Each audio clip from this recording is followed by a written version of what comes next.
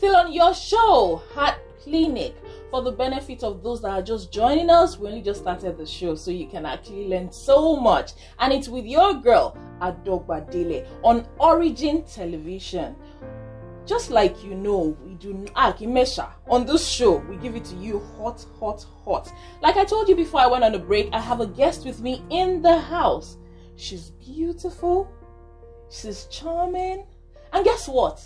She's been married. Hello, for the single guys out there, she's not single. She's been married for 27 years. Ben, your dumeta di logno.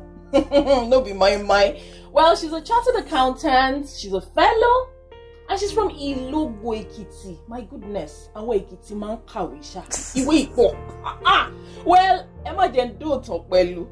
I'm talking about nobody else but Mrs. Titilayo Oluremi. Ojuyin gan soro. You're welcome on the show, ma. Thank God. You're welcome, ma'am. Smile. Thanks very much. You're welcome on the show once again. Yes. Today we're going to be talking about premarital sex. That's a controversial one, isn't it? Very, very controversial. I'm going to be asking you certain sensitive questions. But let me begin by asking you, what is premarital sex? How do we define premarital sex? Premarital sex, as I've said, is premarital sex. That is sex before marriage. Okay. Okay. And talking about premarital sex now, are you saying, should we say that it is right or wrong? Really, I'm not going to say that it is right. Scripturally, it is not right. We are asked not to have sex before marriage as Christians, but other religions, it is accepted. So that's why I said it cannot be right, it cannot be wrong. It depends on from perspective you are looking at it. But I'm going to ask a very quick question. I do not agree with this scripture saying that you're asked not to have sex before marriage. You know why? Because having done my findings, I realized that the scripture says, okay, I know that it says marriage is honorable, bed undefiled. And the same scripture says, if any man behaves uncomely towards his virgin, if she passes the flower of her age, he sinneth, let he do what he wills, he sinneth not, let them marry.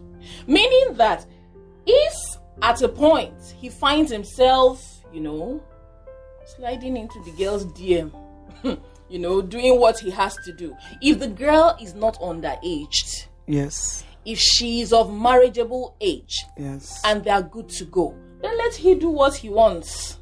That is not considered a sin. He said, but the clause is, let them marry. So that would make me disagree concerning Christianity, that truly you're saying that marriage is not meant to be, sex is not meant to be before marriage. Then as a Muslim, I understand that they keep telling us, Muslims say that when you want to marry a woman, when you have done the necessary, if you find out that you've done the necessary, you've gotten down with her, just make sure Oshekini Usanworiye. That is it. Sanworiye, do not leave her. That is what makes it sin, not the act. So why are you now saying that sex before marriage is not allowed in the Christian world, but in other religions is allowed? What I want to say right now is that from what you said if you defile a female, not to defile. If that's not the way the scripture puts it. It said, if a man behaves uncomely towards his virgin, meaning my woman. Do you know how many my women that are outside there?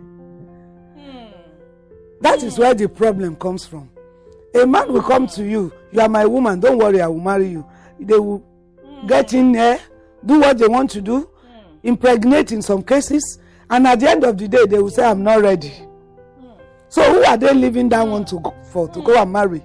So there are issues. When we're saying don't have sex before marriage, is to secure the woman. is for the woman's security. Because when a woman loses his virginity to a man that is not ready to marry you, maybe it is only once. When you get to another man, you will say that is how they've been going up and down. And the issue there is that when you have a man that slept with you, before you can agree for any man to sleep with you, that means you love that person. You have gotten into some agreement. And by the time the man now leaves you, he hurts your heart. And at that moment, what will happen? They will now say, okay, I've what I want. Some men even does it to the extent that they will tell their friends, I've had my own taste, go and do your own. So when we're saying don't let yourself loose, one, they have used this to destroy some people's career. They want to study, they can no longer further. Some, they cannot even get any other husband to marry them because it has become a problem for them. Some of them, what they do is that they just, they lose their security. Some ladies, after that experience, to relate with other men becomes problem for them. I want to actually pause you right there. I want you to clarify something for me. Does it make it a sin? Because a lot of people are actually guilty of this fact. Does it mean you're not going to have a smooth marriage? Or your life, like you said now, a girl's life is completely ruined? Because if you're talking about this now, 1,000,001 girls are actually guilty of this. And these so-called men who commit the atrocities, yes, they are not virgins. A lot of them are not virgin. So are you saying that for every girl that has been slept with, there is no hope for a good marriage? In fact, that is not the issue. When I even want to talk about it, 80% of marriages, they've slept with them before they get into it. Permit me to say 99.9. I just want to it can be give them some rating. In this time and age, it is 99.9. Even a 13-year-old knows what sex is. Now. It's not a sin that they will not be able to get married again. Okay. But it becomes a sin when a man sleeps with a lady and you agree that you will marry that person and you now left the lady after having sex with that girl. Wow. It's a sin. Okay. What you know you can't finish, don't start it. If you know that you don't like a girl, you cannot have them as wife, then don't go for that girl. Allow her to be preserved for whoever that will love her for who she is. Not until you now sleep with her, you now say, okay, she's too short, she's too thin, she's too fat. You now start looking for one excuses, or that I'm not ready for marriage now. When you are doing premarital sex, then you should expect that you have already made up your mind that you want to marry that person. Wow. Okay. If you are not ready for marriage, then don't go to sex with that person.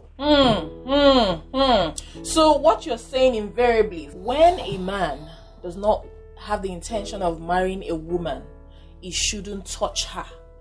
Or when a woman does not have the intention, of going ahead or taking on the journey with a man, she shouldn't give herself up to the man. I mean, of course, for sex or whatever it is. Is that what it is? Yes. If you don't want to marry a woman, don't ask for sex. And if you love that woman so much that you want to have sex with her, then rush your marriage and make sure you do the right thing. Okay, so I guess what we have here invariably is no marriage, no touching. No touching. Don't touch. Yes. Don't touch. Girls are not to be sampled. Yes. We are not sample material. So if you want to marry, then be prepared to go and see the parents. All right, that's all. I'm not worried. Eshima fire. Eshima fire. But I actually have a very, very a story I want to share with you. Okay, man. And I want you to advise the person. And I also want, for the benefit of those who are going through the same situation, I want you to throw more light to that story. But before I go on, Ombono feli feli. Bí àgbàdá àbí kíni olórin yẹn sọ. Bí kíni kan tó jìnnà gangan bẹ́ẹ̀ ni. You're still on the show Heart Clinic with Adogbadele. But before we go on, we just have to take a short break. Ẹ má worry, a ṣe padà bọ̀. Ẹ kú kalẹ̀.